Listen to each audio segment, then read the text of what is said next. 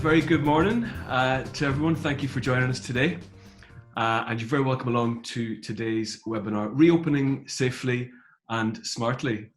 And I'm very pleased to say we have two wonderful guests with us today. We have Faye Kelly from Hever Castle and Scott Craddock from Westminster Abbey. And they're here today to tell us just how they're beginning to get prepared and to share the sources of their inspiration. Now, before we do that, we thought we might just take the temperature here in the room with a very quick poll.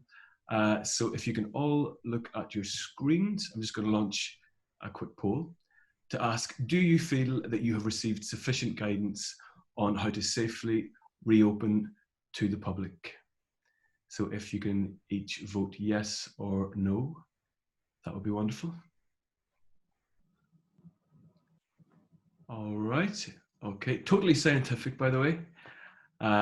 Let's take a look at the results. So of the 93 who voted, 71% said no, they don't feel that they have had enough information, whereas 29% have said that they have had sufficient information. So absolutely no pressure at all, Scott and Faye, with your guidance today. So Scott, I believe you've actually had something of a head start. You've opened for private prayer already. Yeah, we opened yesterday following a government announcement that we could do so a week or so ago. So we opened yesterday morning for private prayer at 10 o'clock.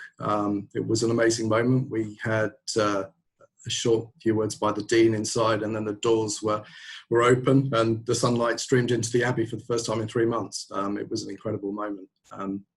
And we did have the grand total of 25 people come throughout the day, not quite Oxford Street scenes, but we're working on that. And yeah, it's very, very different though. So everything is socially distanced in terms of the chairing that we've set out. And we have a specific route for people to come in and people to go out, sanitizer stations throughout the Abbey. A very different setup that we would normally have, but really pleased that we were able to open finally. I'm sure, and I bet it was an emotional moment for you as well. Yeah, it was for everyone. I mean, we've had a skeleton crew here for throughout the whole lockdown, mostly security, and a couple of vergers have been present because they live on site, and obviously the clergy live on site. But for me and members of my team who came back to manage the opening, yeah, it was emotional for everyone really. Having had the place has never been closed for this length of time before, as have many other places, I'm sure. I'm sure it must be. Faye, if we can come to you, please, I suppose just to set the scene for us, tell us, what was a busy day like for you pre-COVID, and how do you anticipate that will look differently when the doors of the castle reopen? Well, as an example, a busy day in June would have been, lots of coaches, lots of school groups, family visitors as well. Really quite a really good atmosphere of running around, going into the playgrounds, exploring the castle, exploring we've got 125 acres of gardens around us. So yeah, busy, vibrant, lots of people having food outside our cafe, in the shop. To put it into context, this time last year in June, we had upwards of 40,000 visitors. So over the course of the month. So it was always a big month. It was probably our first month where we did the biggest events, getting geared up for the summer. This year we were supposed to do Field of Cloth of Gold because it's the 500th anniversary this year. So yeah, we were gearing up for quite a busy month again, but obviously not quite the same. Yeah, and I was just going to say, while Scott's audiences at Westminster are heavily international, yours are more of a domestic audience. Yeah, we have a predominantly domestic audience. We had a lot of coach groups from around the country. We did get a fair amount from Germany, France, were sort of our main coach group visitors, but obviously the majority of our visitors were domestic, so we do have an advantage there. And Scott, what difficulty does that pose for Westminster Abbey having, I suppose, to shift to a domestic audience? Yeah, it's quite a large one for us, obviously. I mean, we had around 80% of our visitors are international visitors normally. Quarantine restrictions that the government has in place at the moment are not going to help us at all. We think it's very unlikely we're going to get very many international tourists into the country and into London for quite some time if that's in place. But we've been working really a lot with our learning department. They've been doing a lot of online activity.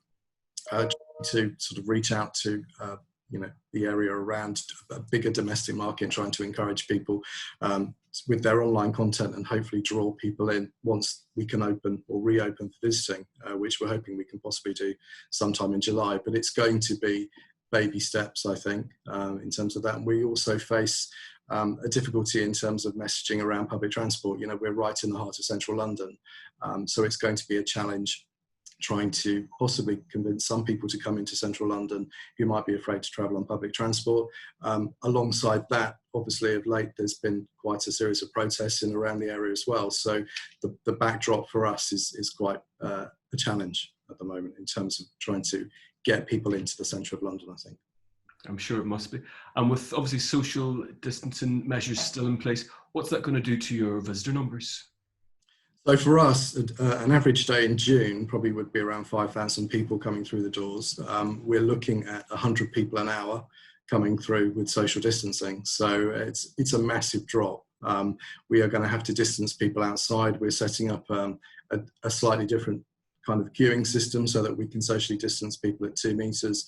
And I've actually capacity managed that for 1 metre and 1.5, just in case we get some changes. And anticipating that there might be some movement on 2 metres, but at the moment that's what we're working towards. So we will be staggering people in. We have an online ticketing system already, but we're updating that in terms of the slots. So we're capacity managing that at 50 per half hour, and getting people in very slowly. And giving them as much space as we can around the Abbey. We've got obviously quite a lot of space here, but we have some small spaces. So side chapels, for example, the galleries that we are not going to open those when we reopen for visiting. As far as we know, I'm interested in the results of the poll, because from my perspective as well, there isn't an awful lot of exact guidance on some of that other than the 2 metre rule. So we're just using that at the moment, but there is a bit of a lack in terms of guidance for the sector. I guess that's what we're waiting for. And I think we've been hearing that from a lot of people in the sector as well. Faye, just coming back to you, I think you said that somewhere that you really thought are doing it well is London Zoo. Yes, I've been following them on Twitter actually. I really enjoyed watching the video that they did, their introductory video. It was really informative. I love how they've incorporated the branding and the sort of the feeling of the zoo in order to advertise their social distancing. So the whole idea of keeping a lion's length apart, having paw prints on the floor, and keep yourself squeaky clean, all that kind of thing. I thought it was really, it was fun and playful, but also there's that serious point to it as well. I can imagine myself engaging really well with it when if I visited. So yeah, I think they've done that really well. Excellent, and that's it. I mean, we're taking inspiration from everywhere. Scott, I believe that you looked at a couple of examples internationally. Yeah, I was on an Alpha webinar, and there was someone from Zurich Transport Museum who I found really interesting in terms of how they were managing things, especially in terms of their signage. So we've nicked a couple of bits from them. We've gone pink for the first time. Our signage is normally very bland, well, not bland, but it's grey or black. We have decided to make a very bold statement about all the COVID signage that we've got. They have routes set out and things like that, which was very detailed. Also, Auckland Museum did a really good video in terms of how they've reopened. So yeah, I think a month or so, 6 weeks ago, started looking at how other places were opening up. For our particular sector, for example, as well, the Duomo in Florence, did a webinar with them and also looked at what they were doing. Interestingly, they're using a tag which beeps if people get too close in terms of social distancing, which is quite a unique way of addressing that particular fact. Cologne Cathedral as well is another really good example. And then also just talking to people in the sector. So from my perspective, talking to other abbeys and cathedrals around the country and seeing what they're doing and sharing information and best practice, I guess. And Faye, Scott mentioned, of course, that there is a linear route at Westminster Abbey. At Hever Castle, that's also a linear route. Linear routes are going to become more important for sites that don't currently have them. Just, Faye, explain what difference that can make and how simple it is to put in place. It does make a difference. It makes people feel much more confident when they come on site to know that you have put a route in place that enables social distancing has definitely had an impact for our visitors. We have specified that it's for pathways only because we have a lot of green space. We aren't sort of saying can only go in this direction on our lawns, for example. So it is literally just our pathways where our one-way system is in place. I think that there are intricacies that come with that. You need to figure out whether or not you're going to create a bunching point accidentally, and really get somebody to walk that route with you. Multiple people do it independently of you as well, because although your team might think that it works, someone who perhaps doesn't always use the visitor areas as much as you might find it to be a bit more tricky or not make as much sense to them because they're not familiar like you are with the site. But yeah, it's been well received. We started with signage, and then we've moved onwards to also putting stencil arrows on the floor. So we've had them, we have a designer on site, so she did all of that, and then she designed the stencil and then she spray painted onto the floor. And I think that's made it easier as well, because some people respond well to signage, some people respond better to visuals.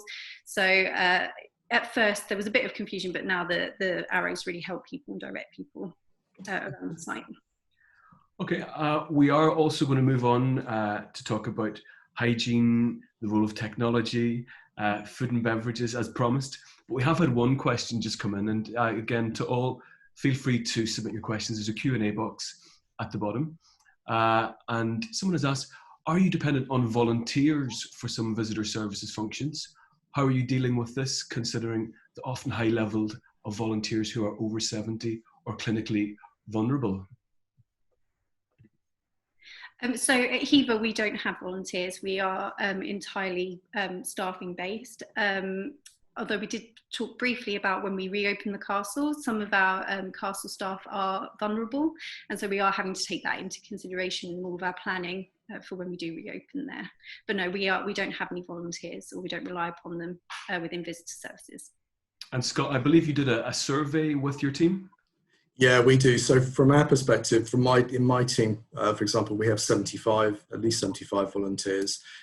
They're currently on hold, but for everyone that is coming back, we have a questionnaire, a back to work questionnaire that we go through with everyone. So most of my team were on furlough, and I've recently bought for private prayer, I bought a group of them back so that we could manage the private prayer operation. But before we did that, we went through a detailed questionnaire about everything to do with the situation, whether they'd had COVID, how they were feeling, how they get to us as well, because that's a really important thing.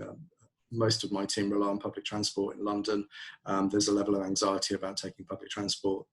So we need to go through that with everyone, and we'll do that as a phased return to reopening.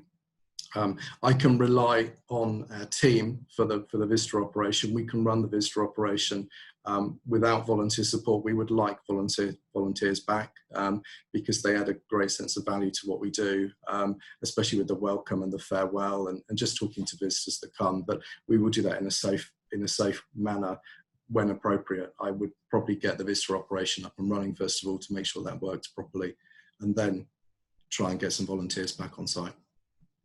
So it's an incremental process. Yeah. Okay, we're going to do another poll. Again, if you'd all be so kind as to look at your screens for our next question. And this time it's just following up on what we spoke about with domestic audiences and their increase. So we're asking, are you planning to make any changes on site to reflect an increase in domestic visitors? So again, this will vary, I guess, depending on the profile of your visitors currently. So we have 126 attendees. Fantastic. So let's just have a look at those results at the moment. So we can see that 70% won't be making changes to reflect an increase in domestic visitors, while just almost a third will be. So again, that could be down to the current profile, but changes, as I say, are always going to be under consideration at this time. A very big topic, Faye, I know we spoke about it before, but hygiene. And you've actually gone ahead, you actually already have a food and beverage offering. Yep, so we work alongside Leiths, who do all of our catering. We've been working really hard to get them operating, because they have to go through a whole host of different scenarios and procedures in order to be able to to operate as normal. We're having a one-way system. They've all got perspex in front of their sort of the high contact points, all of your till points. The same as how we would do it in our ticket hut, so everything is contactless payment. One really key thing which I would encourage everyone else to do is put signage up just saying not to handle anything that you don't intend to buy, because obviously we're quite used to picking things up and then maybe changing our mind and putting it down. That's not something they say in supermarkets, funny enough, but it is something that we're making quite clear to people as they go through all of our sorry, my phone's ringing in the background, as they go through the cafe at the moment. So currently we just have our Moat restaurant open as a takeaway only, and then this weekend we'll be increasing our offer to reflect the fact that our visitor numbers that we're increasing this weekend based on what's been happening over the past couple of weeks. And I believe you've also opened up new spaces of the grounds for picnicking. Yes, we have. So we have a very talented head greenkeeper who works on the golf club side of Hever Castle. So he's come around and he's made some really beautiful spots around our lake walk. I think you tend to, if you come to a place like Hever, you probably have a route that you ordinarily go on, and Lake Walk is about 45 minutes in total, depending on your pace as you walk around, and not everybody goes on it. And I think we're trying to encourage everyone to take that walk and to sit down and to enjoy the beauty of the lake, which they don't always necessarily experience. So lovely little picnic spots that are a bit hidden. You might not necessarily see each other. Some are on the lake itself, some are on the river looking over the golf course. It's really quite beautiful. Excellent. And Scott, we briefly touched on timed ticketing. This is obviously something you've done for some time. For those who are just about to introduce it or considering introducing timed ticketing, why is it important and what tips would you have? I think for us it's really even more important now, because it's going to help you kind of separate people and get them in an ordered way. Before we had it it was very different. People would just turn up massive queues. Now we can stagger things properly. I think with the tips for this would be to look at, and the things that I've had to do is look at what capacity you've got outside. Sometimes determines what the number of people that you can let into the building, not necessarily the capacity you've got in the building. So I'm limited to a green space outside the Abbey, and I've had to try and be creative with a pathway to make a pathway bigger so that I can get more people on the pathway to get them into the Abbey, because I've got more space in the Abbey. So it's looking at those things in tandem, and then obviously when social distancing changes or is lessened, then making the tweaks accordingly. But we're starting off, I think, at a small scale to see how it goes, because I'm also mindful that I'll be bringing back my team after 3 or nearly 4 months of being on furlough. It's going to be really new to these people. The Abbey is still the Abbey, but the whole system and the whole way that we do things is quite radically changed in some respects. It's not going to have that big busy feel. The plus side will be that for anyone that comes, it's going to be the most amazing time to visit the Abbey and other places. I think in July, August and September, you will never see this place in this way, so less busy. And so to yourself, it's going to be phenomenal. That's the message I think I need to get out there. Yeah, you have to look for the positives, that's for sure. Yeah. And technology is playing a role in your messaging as well. Yeah, so we're developing an info film with your support, and that hopefully is coming online before we open, which will have some information with regards to the worship and also the visiting side.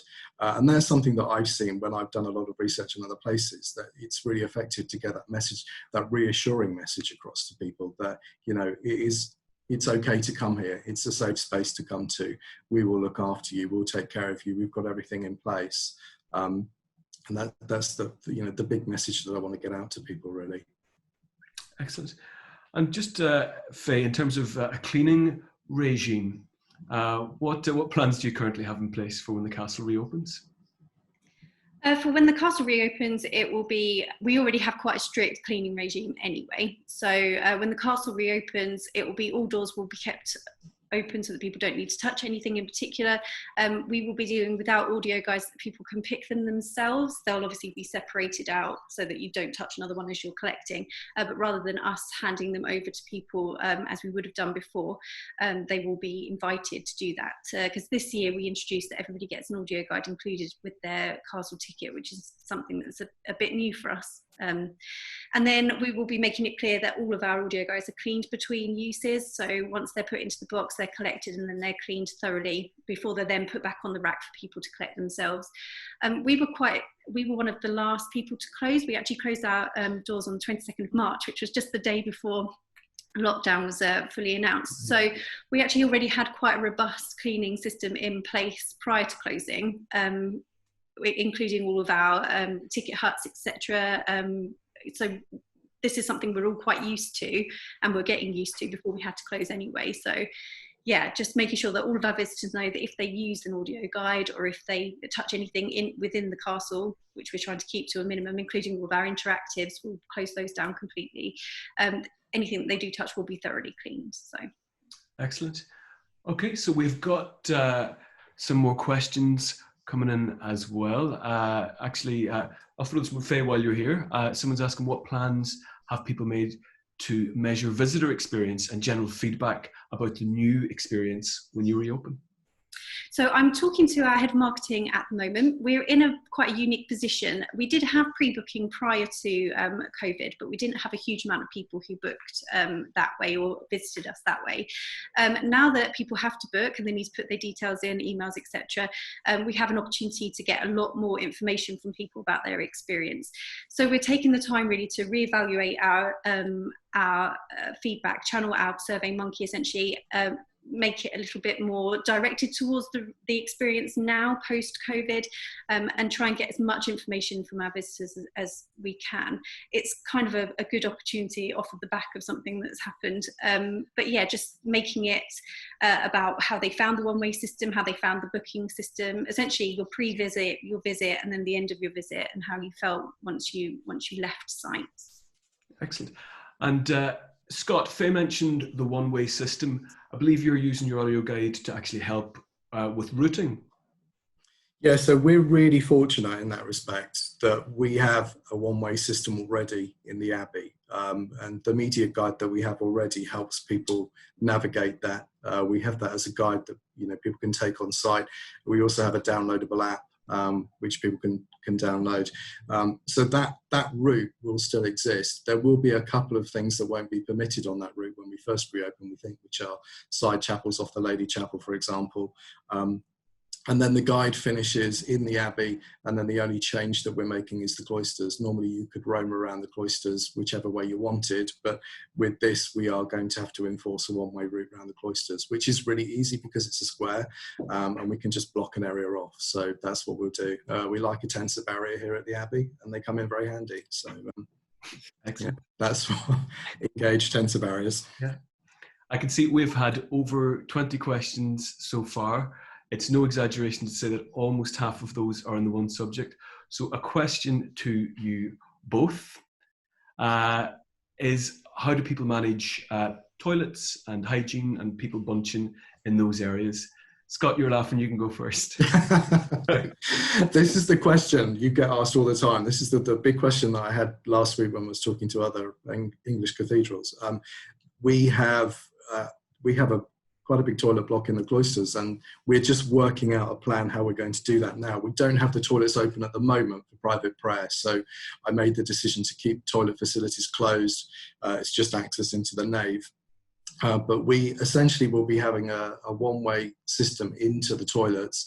And just before this call, actually, I had a meeting to discuss how we were going to break things down in terms of male and female. We have two separate blocks of toilets because one's related to the cafe, and it might be that we use one for gents and one for ladies, because someone obviously mentioned that if you're in the queue and if you're a gent, you might get quicker than the ladies, for example. But there's lots of complexity that we need to look at. There are some areas within that block where it's very difficult to create a 2 meter space as well. but we're going to have to do the best we can. And once again, tensor barriers will be our friend in terms of helping the queue. We can't put stuff down on the cloister floor. It's historic fabric, so that's quite challenging, but we can use an element of signage. And we are going to have to assign someone to that area to manage it in the same way that I've seen if I've gone into shops locally. There's someone on the door at Tesco's, for example, managing people coming in and out. And I think that's what we are going to have to do all the time we have a 2 metre or any kind of social distancing in place. It's a big challenge and a big headache, but that's what we have to do. And Scott, just specifically on that, I know a couple of people have been asking what sort of cleaning products you've been using on, obviously these are historic materials. I'm happy to share what we're using with people offline, potentially. That's not totally, the historic side and historic fabric is led by a head conservator, and I can certainly talk about that or give those specifics. I don't know all those details. Okay. Well, if anyone wants to drop us a note, we're happy to share that with our conservator. We can facilitate that for sure. Faye, a quick question to you that has come through. Someone is asking, how are you calculating capacity? So how much area have you allocated per person? And I think they're currently finding it difficult to find guidance about calculations for outdoor spaces. So Faye, any advice on that? Well, really, we haven't done it in terms of space. We have such a lot of acreage available to us, as I said earlier. We're really going on what we have seen and how people have behaved in the past when they've been on site. I think our busiest day since I've worked at Hever Castle, which is just over 18 months, has been about 5,000 people, and they've been spread all the way around the grounds. So we've actually capped our visitor numbers last week at 750, which is much below what we would be expecting, particularly at a weekend. This weekend we've increased that as well. I think, to be honest with you, what we're most aware of, which is something that Scott referred to as well, is how we get people into the site, because once they're in, there's a big space for people to use. It's how you queue people in what is ordinarily quite a small space. We have a gatehouse. You have to go through the gatehouse to get to our top gate ticket huts. So how are we going to get people through there and queuing, whilst also it's an exit point as well, so enabling social distancing that way. So we've been focusing more on how we get people through the ticket area without creating a queue, rather than how many people we can fit per square metre in the grounds themselves, because we know that the grounds can hold upwards of 5,000 people comfortably. So you don't have the problem with capacity, that's for sure. No, but we will when we start looking at the castle. That will be something completely different, and we will have to be thinking much more closely about that. But no, the grounds themselves, it's more about the entry than when they're within the grounds. Yeah. I think that's the case. A lot of people are beginning to recognise where those pinch points are and where they may need to help people flow through those. Scott, we've had another question for you on the hygiene front this time, asking, can visitors use their own headphones? Yeah, they can, certainly, because it's a universal headphone point into the guide, and we would encourage that. And that should be part of our messaging in terms of the online offer. So we'll only be allowing people to book online. We won't be having any cash sales, anyone turning up and giving us money on the day. It will be an online ticketing system only. We've got a QR code set on our signage as well. So if you do turn up and there's space, you can just zap the QR code and come in. But yeah, we will be encouraging people to use their own headphones. Download the app as well if they want to, but we will have devices there.